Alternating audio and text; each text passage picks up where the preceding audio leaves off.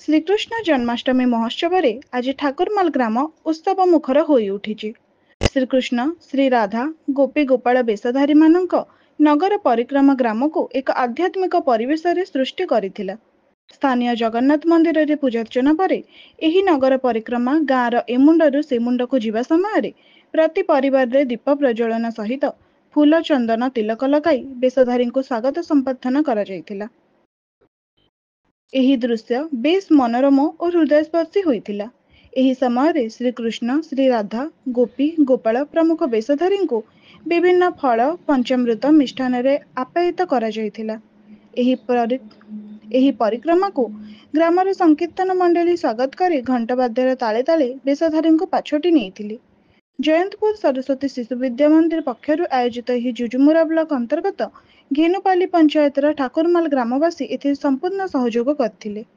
ଉତ୍ସବରେ ଡାକ୍ତର ରାଜାରାମ ଷଡ଼ଙ୍ଗୀ ବିଶେଷ ଅତିଥି ଭାବେ ଯୋଗ ଦେଇଥିବା ବେଳେ ଏହି କାର୍ଯ୍ୟକ୍ରମକୁ ଜଗତରାମ ପ୍ରଧାନ, ଜିତେନ୍ଦ୍ରିୟ ସାହୁ, ଦୁଷ୍ମନ୍ତ ପ୍ରଧାନ, ମନୋଜ କୁମାର ସାହୁ, ଉଦ୍ଧବ ପ୍ରଧାନ, କୁବେର ନାୟକ ଏହାକୁ ସଂଯୋଜନା କରିଥିଲେ। ଅନୁଷ୍ଠାନର ସଭାପତି ସରୋଜ କୁମାର ନାଥ, ସମ୍ପାଦକ ରଞ୍ଜନ ନାଥ, ପ୍ରଧାନ ଆଚାର୍ଯ୍ୟ ସୁସ୍ମିତା ଦୀପ ଓ ସହ ପ୍ରଧାନ ଆଚାର୍ଯ୍ୟ ଲିଲିମା ପ୍ରଧାନ ଏହାକୁ ପରିଚାଳନା କରିଥିଲେ।